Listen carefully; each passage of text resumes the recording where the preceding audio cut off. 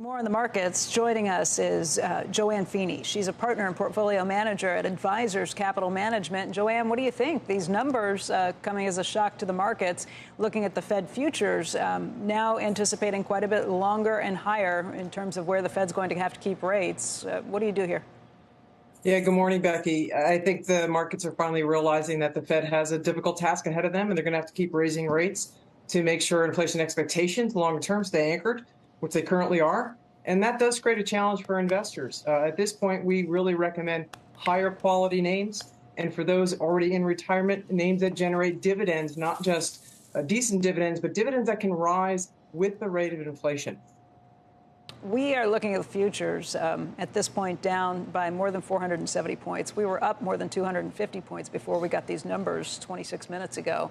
It's a swing of more than 700 points. It's kind of amazing how quickly Mr. Market can change his mind about these things. What would you do right here? What would you tell investors if you're looking at the broader markets? What would you say if you're looking at individual sectors?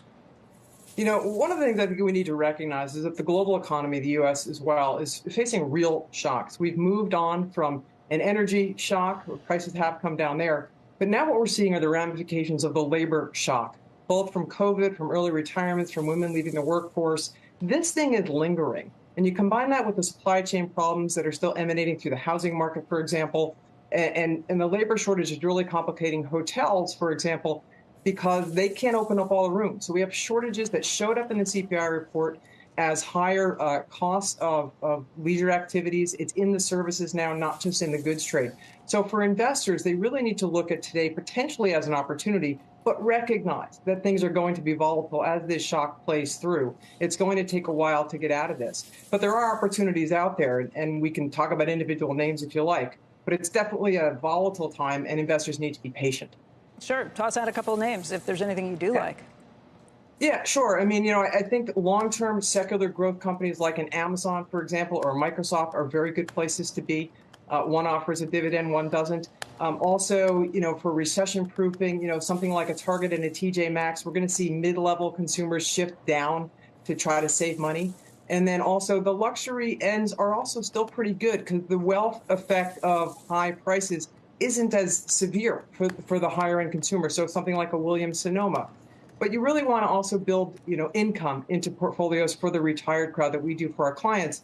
So an AbbVie, a General Mills, for example, does well. And a McDonald's is going to be a good recession protecting play and also offers a bit of a dividend.